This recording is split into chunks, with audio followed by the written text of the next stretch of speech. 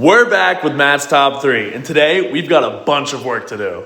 Now that I had the entire front of the car off, I found my next victim. This hood latch cut off all my access to the engine bay, so after getting all the bolts out, this thing was a really quick removal. And speaking of quick removals, the next thing I wanted to do was just get the headlights out. These were kind of in the way of all the other stuff that I needed to get off the front, and I'd rather not break them. But having removed these from the front, the Mustang was looking a lot more open, which made me feel pretty good about myself. Now, the next thing I thought to do was taking off the driver's side door. This thing had been out of alignment for a while, and it was just kind of getting in the way. So I used a car jack to bring it up with some car jacks, but I accidentally found this bolt that was holding the fender in, so I decided it'd be a better use of my time to try getting that out.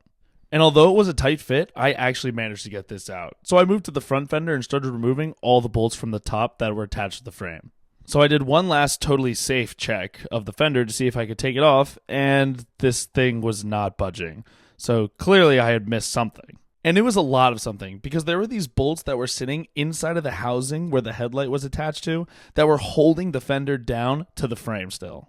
Now, I fought with this thing for way longer than I would like to admit, and eventually I did manage to get all the bolts out just to realize that it was still being attached by this light on the side. So I just placed the fender back on top of the firewall, got underneath the car, and undid the light. So finally, after, I don't know, maybe like 2 hours of fighting this thing, I had finally gotten the side fender off. And so what if it took way longer than I expected it to? We were making progress. Anyway, I had spent 7 hours in the garage that night, so the next day I came back so I could finish what I had started by getting off the driver's side door. Now, these bolts were kind of in an awkward position, especially because I couldn't fully open the door with the width of the garage, but I made do. So after much more time than I'm willing to admit, we finally had the Mustang looking like this, which is nice because at least I can somewhat work on the inside a little easier. But after all this, I still wasn't satisfied, so I was taking off the other fender, which ended up being much easier than the first go-around because I actually knew where to look for all of the bolts.